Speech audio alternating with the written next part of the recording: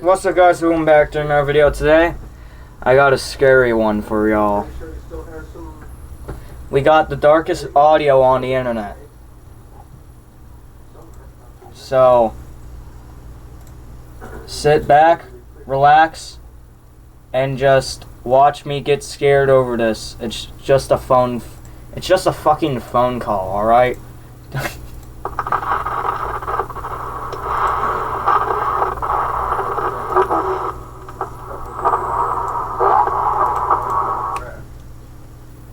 This video contains audio recordings that may upset some viewers. Viewer discretion is strongly advised.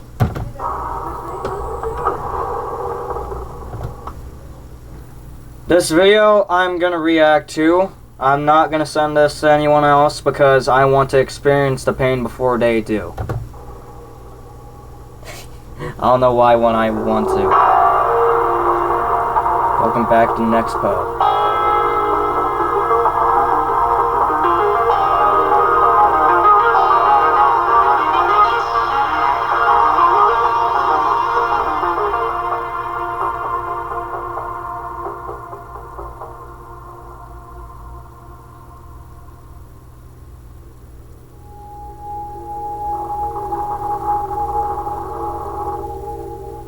There's something inherently eerie about an audio recording. The idea of listening in on a horrifying incident, a freak accident, a glance into someone's life that feels so close, yet so incredibly distant. Across the internet, there are countless disturbing happenings that have been recorded, media that we can readily view anytime we want. Yet tonight, I'd like to share with you 3 stories, none of which we can see. The darkest audio. We can't. The darkest audio on the internet. Let's go. Chapter 1. Where are you? Ooh, I don't know.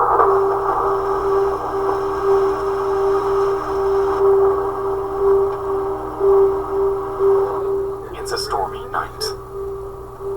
August 24th, 2019. No. A woman named Deborah Stevens is out delivering newspapers before the world begins to wake. It's loud and intensely dangerous. As she's driving, her car suddenly begins to hydroplane. Yet instead of regaining control, the waters around her rapidly rise, sweeping her car off the road and pinning it against nearby trees. Realizing that she's in danger, she immediately calls her mother-in-law, panicking, pleading for any sort of help. She's informed to call the police. Surely emergency services can help her out of this, right? And so, she situates herself, dials 911, and explains to dispatch the following. Oh no. Oh no. This is gonna get terrifying, is it?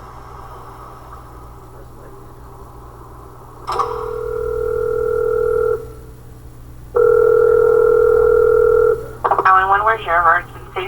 I'm having an emergency, a severe emergency. I'm in a flooding. My car's veered off the road while I'm doing my newspapers, and I'm flooded over here on the end of Kincaid, and it's all the way up to my windows, and I can't get out, and I'm scared to death, ma'am. Can you please help me really I bad? need you to calm down. I need you to tell me where you are. I don't know, ma'am. I'm on the end of Kincaid down here by these apartments. There's some apartments on Kincaid. I don't know what they're called. What color is your Park vehicle? Avenue. On the other side of Kincaid at the...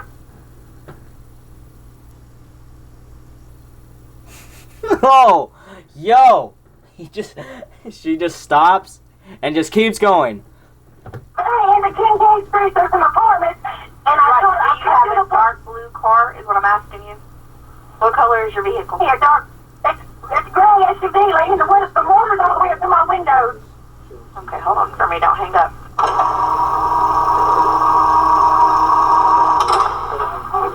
Am I not on the phone with you trying to get you some help? Yeah, Okay, somebody give me help before I die. I'm sorry. You're not going to die. I don't know why you're freaking out. It's okay. I know the water level is high. I understand that, but you freaking out doing nothing but losing your oxygen up in there, so just calm down. Are they not gonna come and get me? You said what? I'm sorry? When are they gonna be here? As soon as they get there. Or how long is that gonna be before I die? Yeah, I know. As Deborah pleads for her life, it starts to become evident that the operator, a woman named Donna Renault, is becoming a bit annoyed with her demeanor. As we know, this is the absolute worst time, the worst line of work, even, to let emotion cloud your judgment. Deborah needs help. So where in the world is it?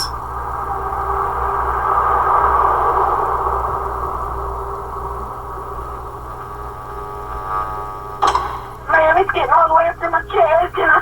I know the water's up to your chest. Just stay on the phone with me, and I have an officer and the fire department coming out to you. So just hold on, okay? Thank you. I'm sorry if I'm rude, but I'm scared. I know you're scared. Just calm down for me. I'm scared. I've never had anything like this happen to me before. This will teach you next time. Don't drive in the water. Couldn't see it, man. I'm sorry, or I wouldn't. I don't see how you didn't see it. You had to go right over it. So No, ma'am. I was in a truck. I was in a parking lot. There was no water where I was at. okay. And when I got to the end of the parking lot, I was looking for the road to get out to the main road. When I got to the main road, it was too late. There was water, and I couldn't see it fast enough. The water just disappeared. Oh. As this call continues, it's evident that Renault isn't taking her seriously. A woman trapped and unable to escape her vehicle is reportedly only equivalent to the priority. We're now put in a police call for Stevens with the call type stalled vehicle, but to change the priority from the standard level of a 6 to a higher priority of a 4. Of a stalled vehicle. It's only midway through this call when it's finally escalated. But even then, crucial minutes have already bled by. Deborah Stevens, as we know, is running out of time. Ma'am, please, Hold on for me. Hold on. Louder, too. Oh my God.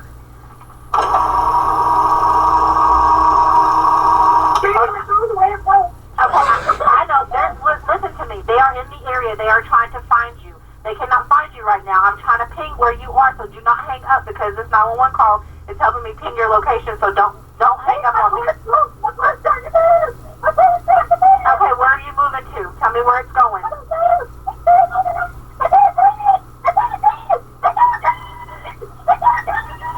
Okay, tell me where you are.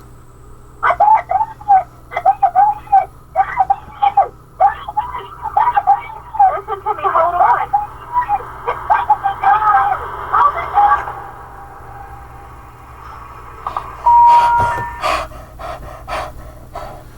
Oh! Oh! Oh, shoot.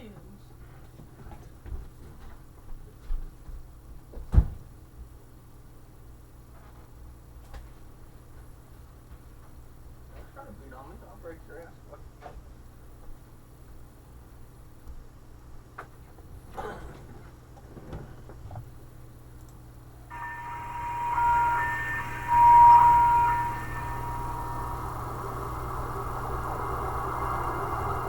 Deborah Stevens, following this call, wouldn't make it out alive. And her vehicle, a tomb, swept away in one of the most heartbreaking freak accidents that I have ever listened to. About 10 minutes after this call ended, rescuers were finally able to make their way to her. However, by then, it was far too late. As it turned out, she had drowned inside, and a mother, a daughter, a friend who was simply out delivering newspapers to the public had undeservingly lost her life.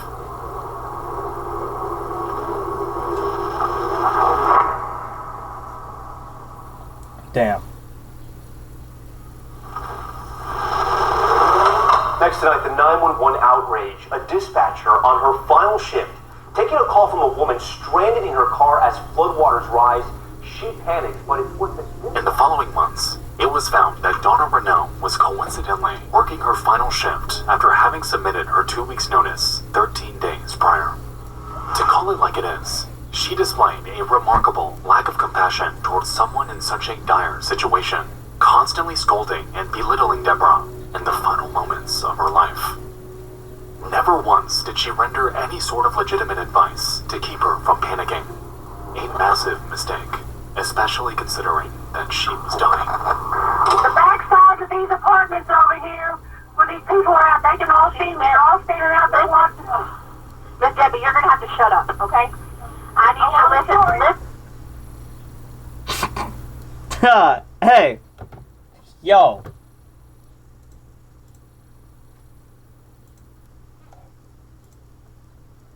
Rude.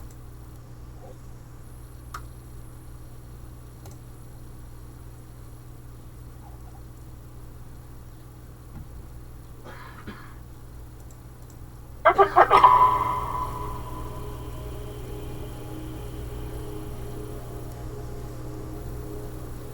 Surprisingly, after an internal investigation, it was found that no policies were broken. No criminal action had taken place. None of what Donna Renault had done or said. On August 30th, Deputy Director Dan Pritz was assigned by Chief Baker to complete the administrative inquiry, to include recommendations regarding policy, training, and hiring processes. Director Pritz's investigation verified that had Renew remained an employee, she may have been subject to some disciplinary action, but if this were the case, that action would not have amounted to a termination. Renault performed her duties as required and was not negligent to her response. Had violated anything. In essence, she had gotten off scot-free. And in her wake, a family devastated and shattered by an accident that never should have happened. Much like with Loretta Pickard, the Deborah Stevens tragedy is equal parts heartbreaking and frustrating. Both were, even if in part, victims of external circumstance. Both were helpless as they were slowly consumed by the predicament around them. Both of them should still be here today. Yet they aren't.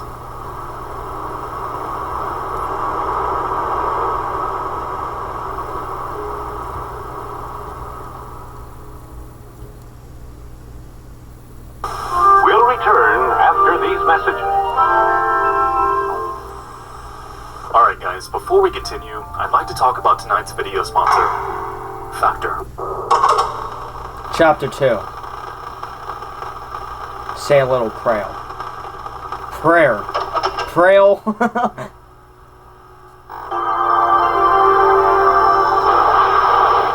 Channel 4 News. WNBC TV in New York. This is Live at 5 with Jack Cafferty, Bruce Simmons, and our local. For Live at 5. The year is 1986, and on WNBC New York, a reporter named Jane Dornacker is giving her daily traffic report. Once a musician and an actress, she had found her home here in her late 30s, enthusiastically providing updates about accidents, traffic jams, what have you, to the affiliated Joey Reynolds radio show. For her, the news media was a job secure and consistent. So what could possibly, if ever, go wrong?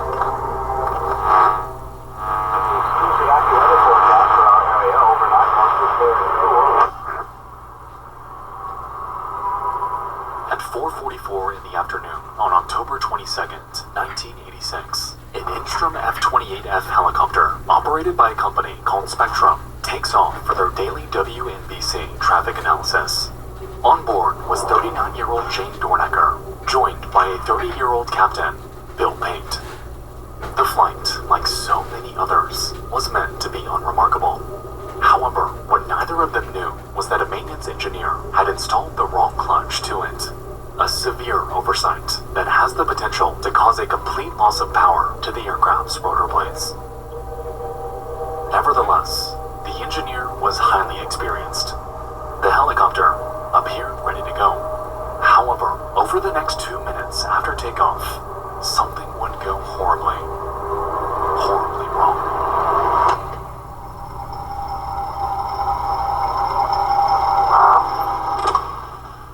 Okay, here's Jane Dornacker now, the end copy. Thank you very much, Joy. There was indeed an accident southbound on the Major Deegan at the Marshalloo Parkway, an accident, a serious accident involving a tractor-trailer and a car. It has been pushed off to the shoulder, but now watch out there now, because another flatbed truck is going to have to come to clear it, so yield right of way. Northbound on the BQE, we spotted that disabled vehicle in the right-hand lane before the Kiosko, not causing much of a backup, but further northbound there on the BQE, traffic is very heavy past the Kiosko all the way over to the LIE.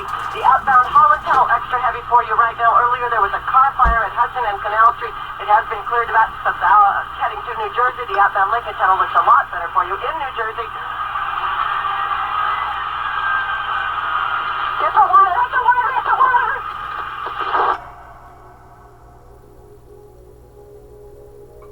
At this moment, the helicopter had struck the chain link fence of a nearby pier after rapidly nosediving and had crashed into the Hudson River.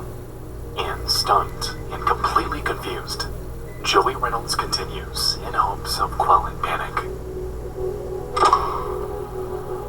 Okay, we're gonna play some music here, I think. Find out what's going on with the helicopter. Did something happen there? It's 16 till 5 on WNBC on the Joey Reynolds Show. We're taking an helicopter report for Jane Dornacker. Let's check in and see how they're doing there. And we'll come right back at you. Holy shit, Something dude. happened with Jane. We had a helicopter report from the N-copter. Of course, once before we had this happen. A few months ago, she went down in the drink. Not she, she's a pilot. But this time she said, hit the water, or something like that. So we're going to find out what's going on there, so stay tuned. We hope nothing. Holy shit, dude. What the fuck is happening?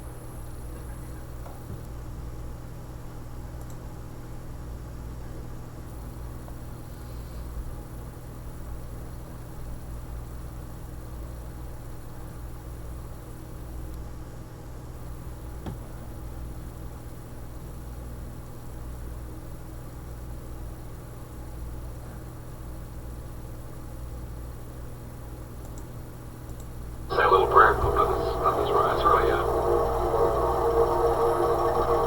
Say a little prayer.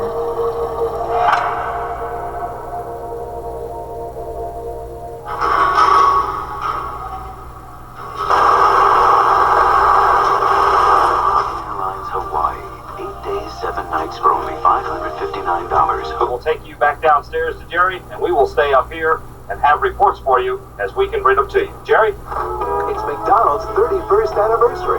Cargoes of food and medicine have been flown to famine-stricken southern Sudan. The first flights... Good evening. The Mets even the World Series will have team coverage of their incredible comeback in Boston.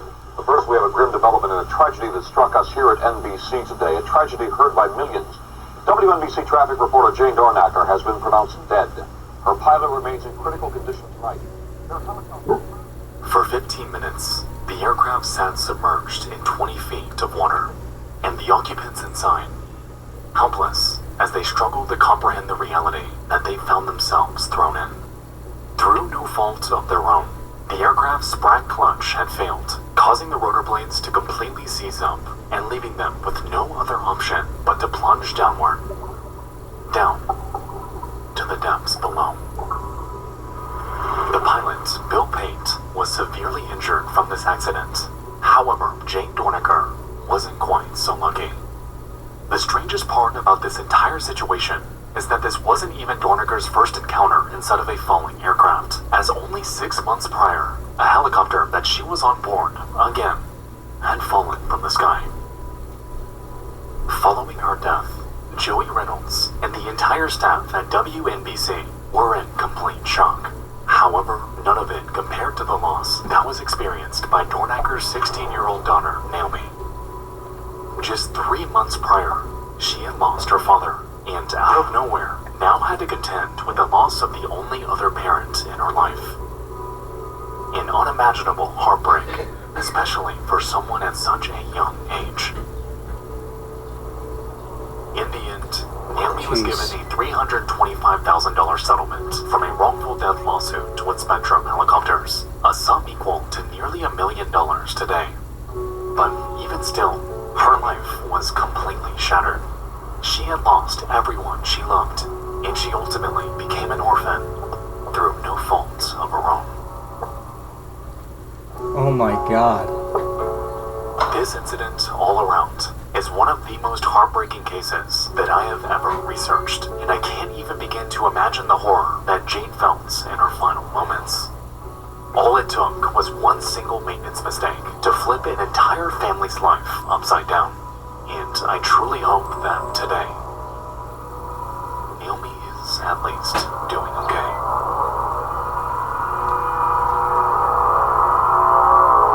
Oh my god, dude. That is crazy. What the hell is going on? Chapter 3. The woman on the radio.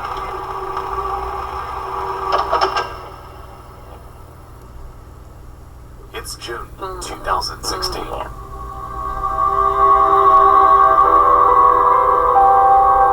Decision 2016. Is ensnared in politics.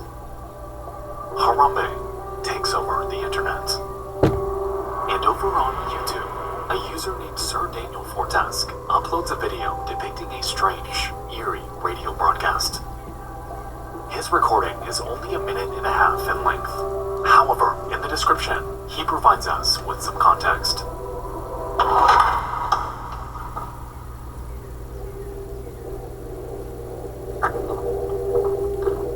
My name is Cody E, and I'm a swing shift security guard at a bank management building located in Utah. Inside the security office is an old AM/FM radio that belongs to my supervisor, who listens to talk shows during his daytime shift.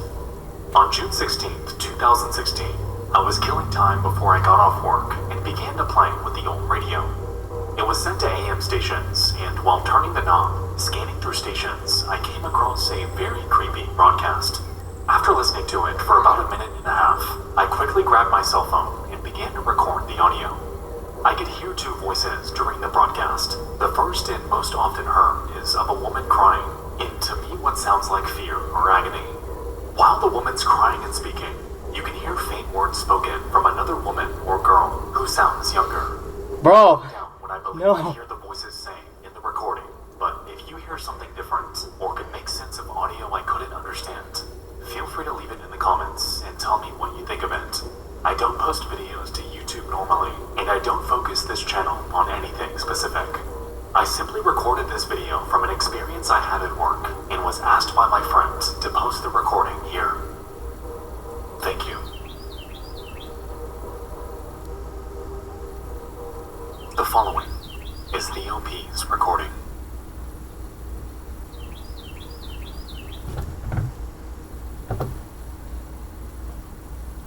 The following sequence contains my personal interpretation of the words spoken within this audio recording. To this day, the source remains a mystery. Viewer discretion is advised.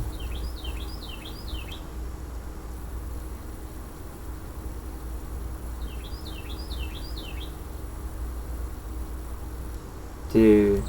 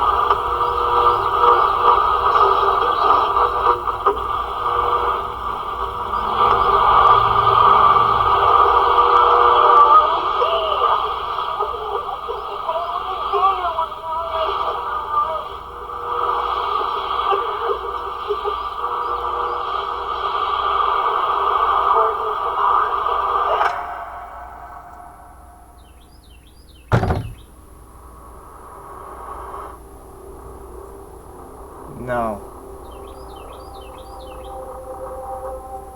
This broadcast, as we could hear, initially sounds like some sort of voicemail. A woman cries, pleads, begs for mercy. Yet throughout the entire recording, we never hear a response from whoever she's supposedly talking to. What is she crying about? Who is she? And what in the world is going on? What the hell am I Looking watching? up specific words from the broadcast turns up nothing. No, both of them were kids. A recording of a movie or TV show? A nearly impossible dead end. This audio... What are you laughing at? Ping. Why is that ruining my crap? just exists, cast out into the endless void of the internet for all of us to chew on and to become intensely creeped out. 5 years ago, we dove into the bizarre mystery of Portland's 96.7 FM and the strange broadcasts that were emanating from it for over a year. Throughout my video, we narrowed the culprit down to a non-profit called the Community Alliance of Tenants, whom, as expected, denied any involvement with it. While that's so, in that case, we were at least given a call sign, something to chew on to take the investigation deeper. Yet here, nothing. All we have is an eerie voice muddled in static, and a general location far too broad to narrow down. Given the nature of shortwave radio stations, and how anyone can broadcast anything on them, given the proper equipment, I do believe that this has the potential to be someone messing around. But then again, what if it isn't? I'm curious if any of you remember anything like this taking place around Utah in 2016. I have a funny feeling that someone out there has some sort of recording related to this, and this is precisely where I need your help. What truly is the context here? What in the world is she pleading for? And most importantly, who exactly is the woman on the radio?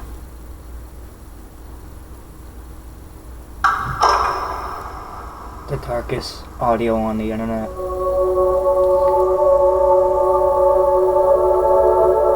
Oh! Audio. A medium so intimate, so familiar, so intensely unsettling. A frontier where we as onlookers can allow our minds to wander, filling in the gaps of lost information with always the worst case scenario. Tonight, you and I dove into 3 cases of the darkest audio on the internet. I hope you all enjoyed this. This was different, I know, but if you have any other suggestions for cases that would fit this mold, feel free to send them over to dtfaisubmissions@gmail.com. Once again, that's dtfaisubmissions@gmail.com. Thank you all so much for watching. I'll see you soon. I love you all. And good night. Let's go! was a familiar voice to commuters with her traffic reports, and this was her second crash. The first one was in April when her chopper went down in the Hackensack River near Richfield Park, New Jersey. Tonight at St. Vincent's Hospital, concern... I have never thought I would ever known what the darkest audio on the internet would be. But I found it. I found free evidence for it. I found one audio was a person drowning while in a 911 call. One was a little radio-like thing with Jack or Jane crashing into a nearby water thing into the depths below. She died. And now we got the woman on the radio begging and all of that for help, for mercy. Who is the woman on the radio?